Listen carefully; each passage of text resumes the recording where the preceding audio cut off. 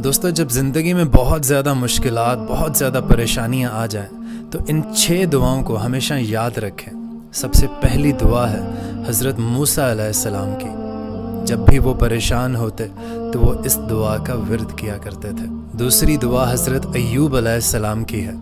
वो भी जब परेशान होते तो इस दुआ का विर्द किया करते थे। और अगर आप बहुत ज़्यादा मुश्किलात में घिरे हुए हैं तो इस दुआ को अपना मामूल बना लें।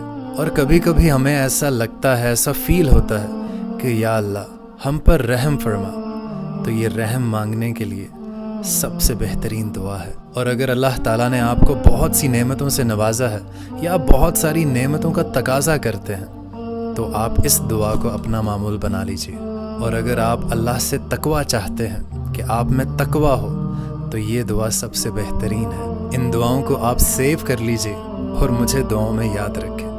जज़ाकल्लाह।